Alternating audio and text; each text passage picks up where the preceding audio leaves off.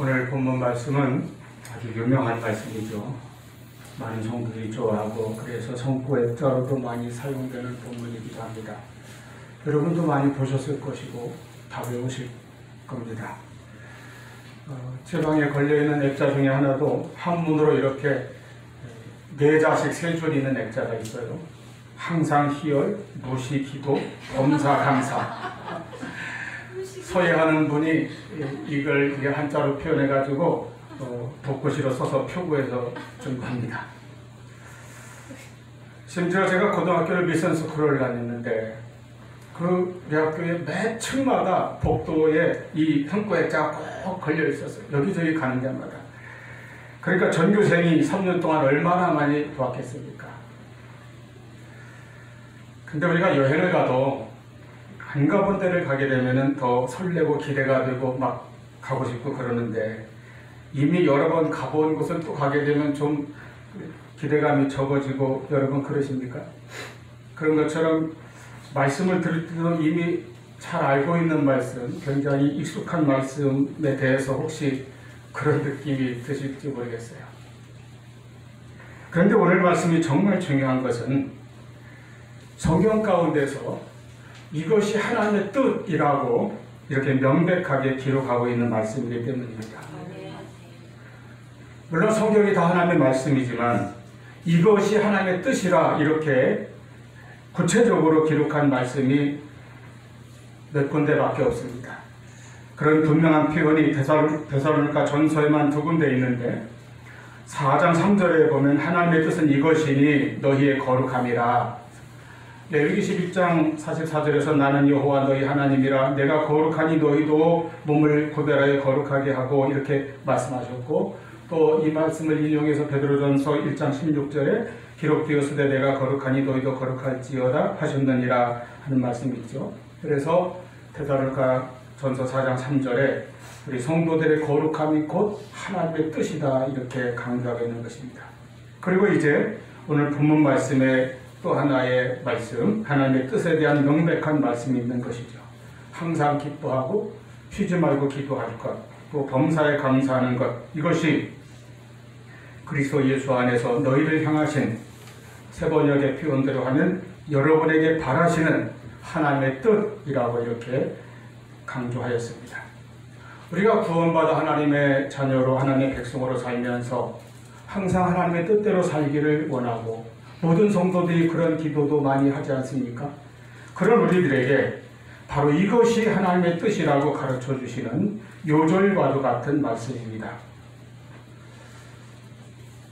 그러면 이제 이 말씀을 통하여 하나님의 뜻을 알았으니 우리가 그대로 순종하고 실천하면 될 텐데 그렇게 하는 것이 그렇게 쉽지는 않습니다. 물론 그 말씀대로 잘 지켜 행하는 분들도 있지만은 또 어렵게 부담스럽게 느껴지는 분들도 있을 거예요. 얼핏 보면 이 말씀이 그렇게 어렵게 생각되지 않을 수도 있습니다. 왜냐하면 우리가 많이 들어온 친숙한 말씀이기도 하거니와 이 기쁨, 또 기도, 감사 이런 말씀이야말로 기뻐하고 기도하며 감사하는 이런 생활은 우리 그리스도인들에게는 좀 당연하게 느껴지는 그런 생활 모습이기 때문입니다. 그런데 그냥 기뻐하고 기도하고 감사하라고 하셨으면은 어느 정도는 지킬만 하다고 생각이 되는데 이 말씀 앞에 각각 어떤 조건 같은 그런 수식어가 붙어 있잖아요. 기뻐하되 항상 기뻐하라. 그리고 기도하는데 쉬지 말고 기도하라. 감사도 범사에 모든 일에 감사하라. 이렇게 한편으로는 친숙하기도 하고 한편으로는 좀 어렵기도 한 이 말씀을 오늘 아침에 우리가 깊이 상고할 때에 하나님의 은혜가 우리 모두에게 충만하기를 축원합니다. 아멘. 이 말씀의 이 성격 혹은 특징을 좀 살펴보려고 합니다. 첫째는 이 말씀은 분명히 우리의 신앙의 문제라고 하는 것입니다. 이것은 어떤 그 도덕적인 좋은 교훈을 주는 말씀이 아니에요. 이것은 신앙으로 지키는 말씀인 것입니다. 너무나도 잘 알려진 유명한 이 말씀에 대해서 우리가 먼저 알아야 될 사실은 이 말씀은 교회와 성도들, 그리스도인들에게 주신 말씀이라는 점입니다. 기쁨과 기도와 감사에 대한 이 말씀은 교회에 주셨고 성도들에게 주신 말씀입니다. 따라서 예수 믿지 않는 사람들, 구원받지 못한 사람들은 이 말씀을 그냥 얼핏 이렇게 듣고 읽을 때 뜻이 좋구나 이 정도로 듣고 마음에 꼭 담아둘 수 있을지 모르지만은 이 말씀대로 행하지는 못합니다. 이 말씀대로 살지는 못합니다. 왜냐하면 이 말씀은 믿음으로 행하는 것이기 때문입니다. 아까 우리 고등학교에 이 말씀이 곳곳에 붙여져 있었다고 그랬죠. 우리 학교가 한 학년에 15반까지 있고 한 70명 가까이 되었습니다. 그러니까 한 학년에 1000명, 한 3000명 전교생이라고 그때 그랬는데 3000명 가운데 예수 믿는 사람보다 안 믿는 학생이 더 많았게 대다수죠. 3년 동안 매일 복도에서 계단에서 화장실 벽에서 기둥마다 이 말씀을 보았다 할지라도 이 말씀대로 행하고 살지는 못한다는 것입니다. 왜냐하면 믿지 않는 자들에게는 이 말씀이 해당이 안 되는 것과 마찬가지예요. 그래서 기쁨과 기도와 감사는 신앙의 열매입니다. 항상 기뻐하고 쉬지 말고 기도하며 범사에 감사하는 일은 인간의 노력으로 되는 일이 아닙니다. 연습한다고 해서 되는 일도 아닙니다. 흉내낸다고 해서 되는 것도 아닙니다. 인간의 감정이나 이성으로 살아가는 사람에게는 불가능한 일이 바로 하나님의 뜻대로 사는 것입니다. 더욱이 자기의 정과 욕심으로 살고 인간의 탐욕으로 사는 사람들, 세상의 가치관으로만 사는 사람들은 이 하나님의 뜻을 알 수도 없고 행할 수도 없습니다. 그렇기 때문에 그들은 진정한 기쁨과 기도와 감사의 열매를 맺을 수가 없다는 것입니다. 성경은 그냥 좋은 도덕적인 교훈이 아닙니다. 우리 어릴 때는 시골에 그 많은 부모님들이 자기는 교회 안 다니면서도 자녀들을 주일학교에 많이 보냈습니다. 교회 가면 나쁜 말은 안 들으니까, 교회 가면 좋은 말을 많이 들으니까 가서 듣고 배워라 많이 보내줬어요. 그런데 성경은 그냥 듣기에 좋은 말, 경우에 따라서 좀 유익한 도덕적인 그런 말, 그런 교훈에 그치는 것이 아닙니다. 성경은 거듭난 성도만이 깨달아 알 수 있고 지켜 행할 수 있는 하나님의 말씀입니다. 하나님의 뜻입니다. 우리 영혼의 생명입니다. 그러므로 오늘 말씀이 그렇게 유명하고 많이 알려졌고 수많은 액자들로 곳곳에 걸려 있다 할지라도 이 말씀은 산상설교와 마찬가지로 예수님을 믿는 그리스도인들만이 그 참뜻을 알고 이를 지켜서 행할 수 있는 말씀인 것입니다. 믿음이 있어야 기뻐할 수 있습니다. 항상 기뻐하라는 이 말씀 자체가 신앙을 떠나서는 불가능한 이야기입니다.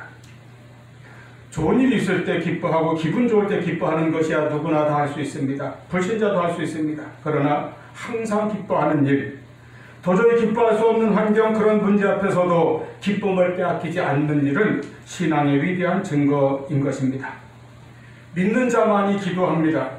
기도는 그저 옛날에 우리 조상들이 그랬듯이 그냥 정성껏 물 떠놓고 빌고 치성을 드리는 그런 것이 아닙니다. 기도는 살아계신 하나님, 전능하신 하나님께 하나님의 자녀들이 믿음으로 드리는 것이 기도입니다. 그리고 믿는 자들만이 진정으로 범사에 감사할 수 있습니다. 그래서 이 기쁨과 기도와 감사는 믿음의 바로미터, 믿음의 척도와도 같습니다. 참 믿음을 나타내는 증거가 된다는 뜻입니다. 우리에게 기쁨과 기도와 감사가 있습니까? 이것이 내가 그리스도인이, 내가 성도라고 하는 표지요, 우리의 신앙을 보여주는 표식이 된다고 하는 것입니다.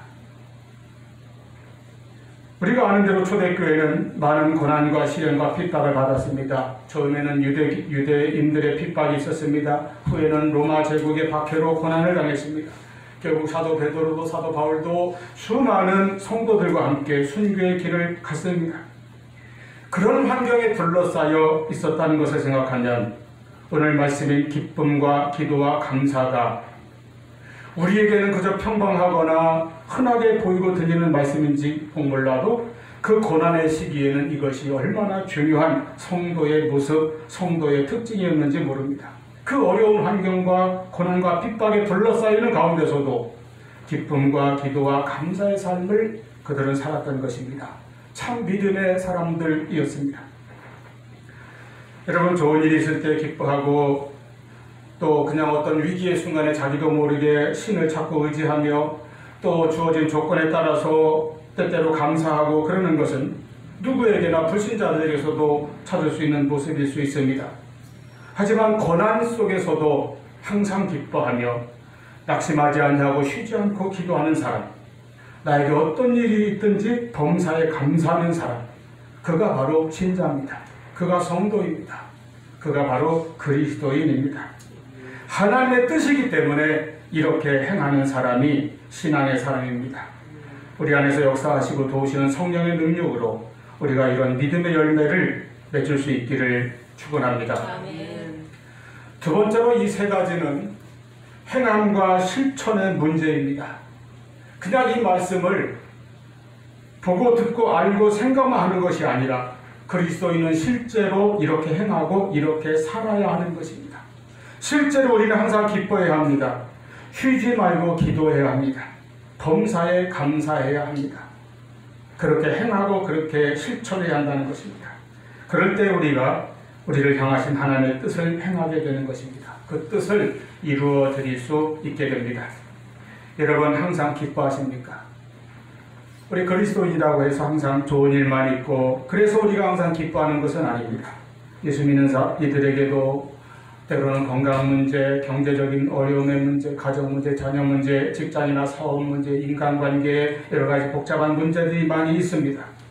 그럼에도 불구하고 성경은 우리에게 기뻐하라고 말씀합니다. 항상 기뻐하라. 그것은 환경이나 나를 둘러싼 내가 부닥치는 어떤 문제들의 지배를 받지 아니하고 그 모든 환경과 문제를 뛰어넘는 나의 참 기쁨을 가지고 있기 때문입니다. 우리가 힘들고 고단한 인생길을 가면서도 늘 주님과 동행하며 살아계신 주님께서 주시는 그 기쁨으로 살아가는 것입니다. 주님을 믿음으로 내가 기뻐하는 것입니다. 소망 가운데 기뻐하는 것입니다. 주님을 내가 사랑하기에 기쁨이 내 마음에서 솟아나는 것입니다. 이러한 환경을 초월하는 영적인 기쁨, 이 기쁨을 잘 고백한 분이 구약의 하박국 선지자입니다. 그가 처한 현실은 어려웠습니다. 가혹할 정도였습니다. 두려운 전쟁의 소식이 들려오는 가운데 하박국 3장 17절로 21절 보면 무화과 나무가 무성하지 못합니다. 포도나무에 열매가 없습니다. 감람나무에 수출이 없고 밭에 식물이 없습니다. 우리의 양이 없고 외양간에 소가 없습니다. 그런데 그럴지라도 나는 여호와를 인하여 즐거워하며 나의 구원의 하나님을 인하여 기뻐하리로다 고백하였습니다. 이것이 하나님의 뜻을 이루어드리는 기쁨이요 신앙의 실천으로 나타나는 기쁨입니다. 여러분 기쁨 즉 희락은 갈라디아서 5장 22절 말씀대로 성령의 열매 중 하나입니다. 그리고 기쁨은 천국의 본질적인 특징 중에 하나입니다. 로마서 14장 17절 하나님의 나라는 오직 성령 안에 있는 의와 평강과 희락이라.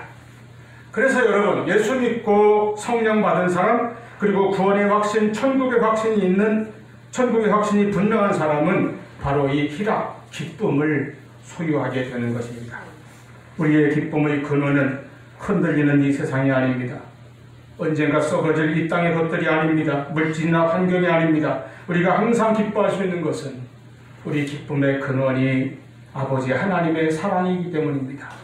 우리 기쁨의 근원이 우리를 구원하신 주 예수 그리스도의 은혜이기 때문입니다.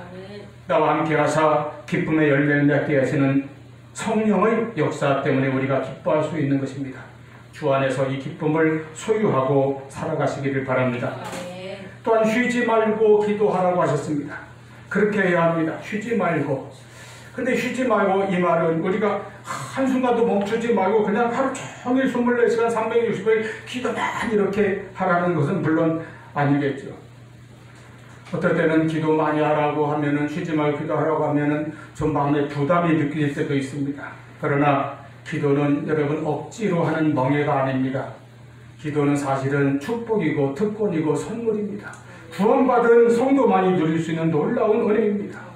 불신자는 하나님께 기도할 수 없습니다. 기도는 예수 그리스도로 말미암아 구원받은 성도가 우리의 하늘 아버지 되시는 하나님께 예수의 이름으로 자기의 마음과 간구를 아뢰며 나아가는 것입니다.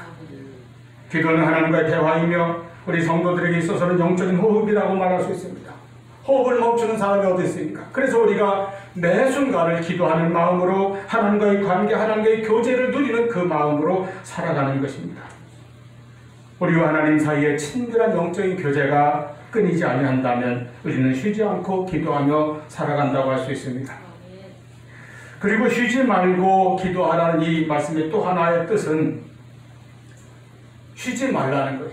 모든 일에 기도하는데 때로는 견디기 어렵고 힘들지라도 기도하기를 쉬지 말라, 멈추지 말라, 중단하지 말라, 포기하지 말라는 그런 뜻입니다. 끊임없이 멈추지 말고 기도하여야 합니다. 출애굽기 17장에 이스라엘 백성들이 광야를 갈 때를 미딤이라는 곳에서 아말렉의 공격을 받았습니다.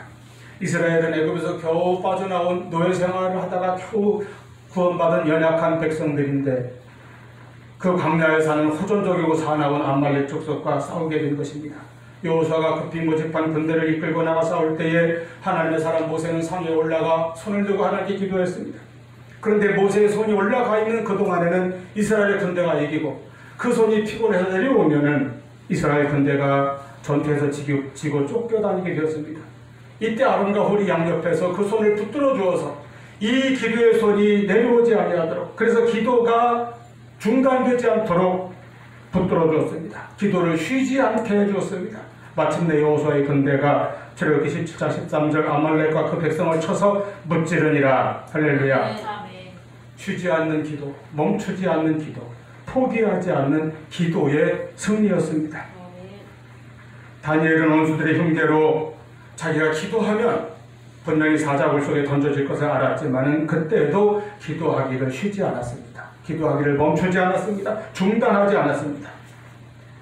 누가복음 18장에서 예수님께서 억울한 한 과부의 기도에 대한 비유를 말씀하셨는데 그 비유를 말씀하신 것은 1절에 보면은 항상 기도하고 낙심하지 말아야 할 것을 가르치기 위하여 그 비유를 사용하신 것입니다. 그러므로 절대로 기도하다가 낙심하지 말아야 합니다. 기도하다가 중단하지 말고, 기도를 포기하지 말고, 기도를 쉬지 말고, 기도를 멈추지 말고 믿음과 소망을 가지고 기도하며 계속 하나님께 나아가시기를 바랍니다. 우리가 낙심하지 않고 기도할 때에 우리 아버지 하나님께서 반드시 좋은 것으로 응답하실 것입니다. 감사도 마찬가지입니다. 범사에 감사해야 합니다. 꼭 좋은 일에 있어서만 감사하는 것이 아니라 모든 일에 감사하라고 하셨습니다. 이것이 하나님의 뜻이라고 하셨습니다. 우리가 이런 감사를 하려면, 범사에 감사하려면 무엇보다도 하나님의 주권을 인정하고 그 주권을 신뢰하고 하나님의 주권에 순종하는 믿음이 있어야 합니다. 내가 모든 일에 하나님의 주권을 인정하고 그리고 신뢰하고 순종해 보십시오. 나에게 일어나는 모든 일이 다 하나님의 섭리 안에 있고 이 뒤에 하나님의 뜻이 있다고 우리가 믿을 때에 그 하나님의 뜻은 언제나 선하시도다.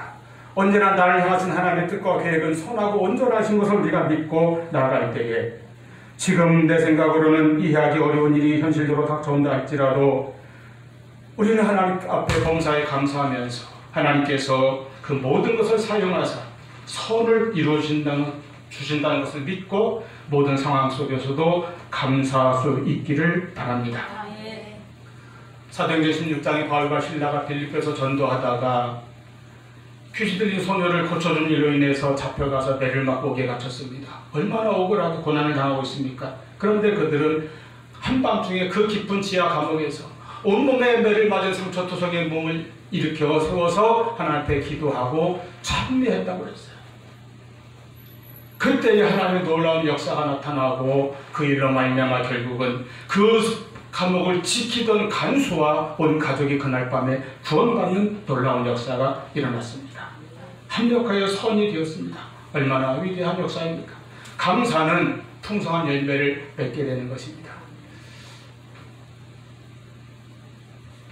제가 정말 눈물 없이 읽을 수 없는 그런 간증을 읽은 적이 있습니다. 어떤 목사님이 세 딸이 있었다고 그래요. 근데 큰 딸이 고등학교 1학년 때 어떤 일인지 하여튼 어린아이가 간경화에 걸려가지고 이것이 점점 심해져서 고3이 되었을 때는 그냥 자리에 누워서 꼼짝도 못하는 그런 정도까지 심해졌다고 합니다. 얼마나 안타깝습니다. 한참 나이 고3 나이에 이 사람은 다 일어나지도 못하고 뛰어다니도 못하고 그냥 누워만 매일매일 가정 예배를 드렸지만은 하루는 정말 그 마음의 고통과 상처가 아주 심한 가운데 딸들한테 한번 물어봤답니다. 막내한테 너는 너에게 감사한 일이 있다면 그것이 무엇이냐 그랬더니 막내가 저에게 감사할 일이 하나도 없는 것 같아요. 그러지 않겠어요? 환경이 그러는데 가족 중에 누가 그런 고통 당하면 온 가족이 함께 그 짐을 지지 않습니까? 첫째 딸에게 물어봐도 우리 집에는 불행한 일만 있지 감사한 일이 없는 것 같습니다. 이렇게 솔직하게 말하더라는 겁니다. 그런데 누워있는 큰딸한테는 차마 너한테 무슨 감사할 일이 있느냐 하고 물을 수가 없더래요. 그 아이에게 어떻게 묻겠습니까? 다만 자기 인생이 이렇게 비참하게 된 것에 대한 한탄과 좌절만 있지 않겠어요? 그런데 그 누워있는 아이가 눈을 깜빡이면서 자기도 할 말이 있다고 하더라는 거예요. 그래 가만히 귀 기울여서 간신히 그 애의 말을 더듬더듬 들어봐서 이렇게 조합을 해보니까 하는 말이 하나님 나에게 믿음을 주셔서 감사합니다. 사지를 못 쓰고 누워있는 아이가 그런 고백을 하더라는 겁니다. 신앙은 사람을 이렇게 위대하게 만들어주는 것입니다.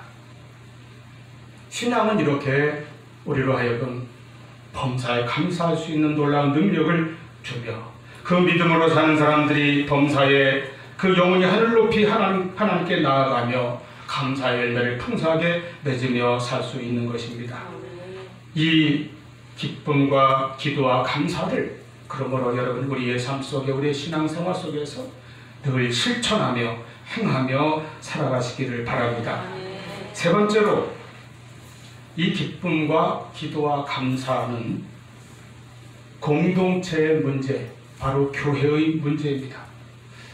우리가 되게 이 말씀을 워낙 유명하고 우리도 잘 알고 있으니까 그냥 앞뒤 없이 딱 요 세 절만 딱 떼가지고 문맥과 동떨어지게 이 말씀만 읽고 또 이 말씀만 따로 이렇게 액자로 막 만들고 잘 많이 듣고 보니까 이 말씀만 이렇게 생각할 때가 많이 있습니다. 그런데 데살로니가전서 전체의 구조에서 이 본문의 말씀은 개인적이고 사적인 성격보다는 공동체적이고 교회적인 그런 성격으로 해석되어야 할 그런 문맥 속에 있습니다. 데살로니가전서 5장 12절부터 바울은 이 서신의 마지막 인사와 당부의 말씀을 기록하면서 분명히 그 대상을 교회 공동체 전체를 대상으로 하고 있습니다. 그래서 12절부터 마지막까지 모든 안부와 당부의 말씀에 사용된 동사들이 전부 복수형으로 되어 있는 것이에요. 그리고 그 대상이 항상 너희, 모임, 회중, 공동체, 교회를 그 대상으로 하고 있습니다.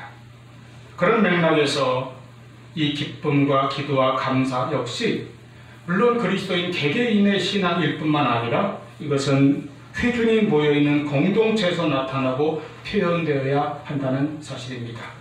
기쁨과 기도와 감사는 그래서 교회 공동체에서 행해지고 실천되어야 합니다. 특히 여러분 교회에서 공적으로 행해지는 가장 중요한 일이 무엇입니까? 예배입니다. 예배는 각 교회 생활의 가장 중요한 부분입니다. 예배는 교회 정체성의 본질적인 부분입니다. 무슨 말씀인가 하면 교회를 교회되게 만들어주는 것이 1차적으로 예배입니다.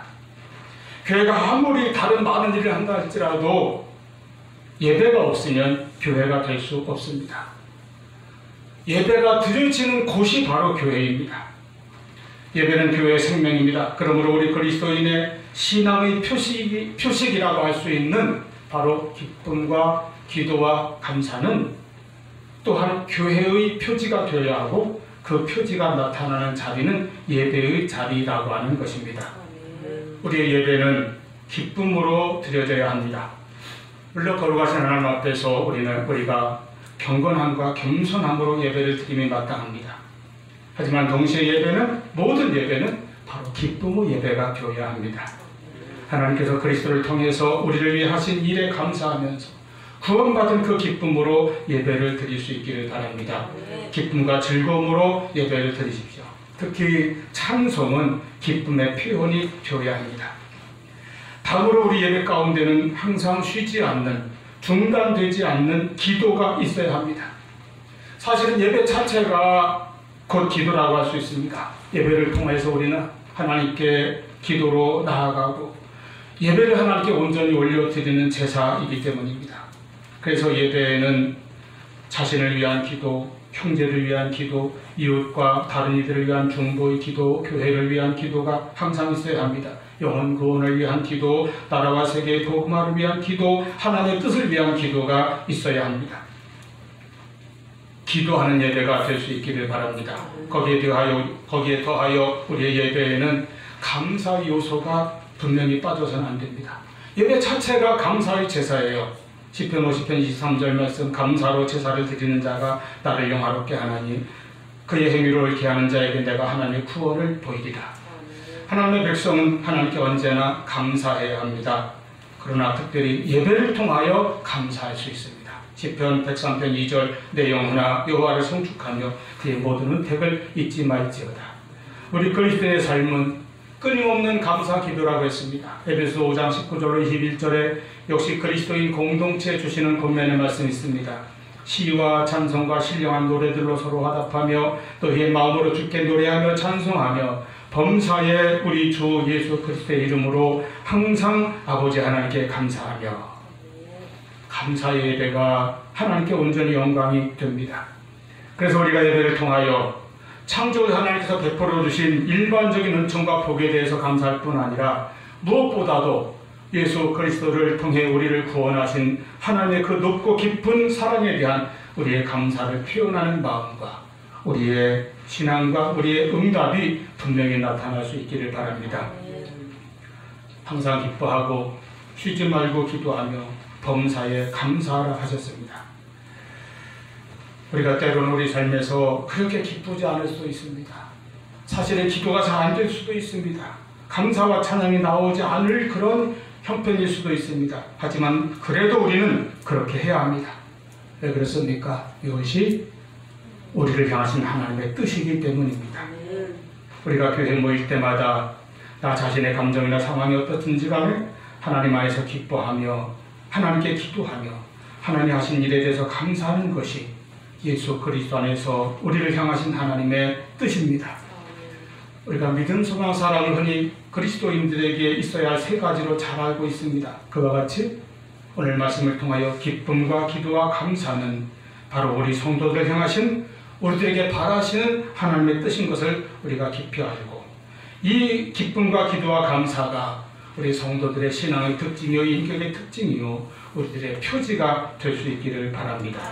항상 기뻐하는 마음, 쉬지 않고 기도하며 기도하기를 멈추거나 포기하지 않는 믿음, 그리고 모든 일에 하나님께 감사하는 이 감사의 자세가 우리 삶의 특징이 되고 우리의 인격과 습관이 될 수 있어야 합니다. 그렇게 되기를 축원합니다.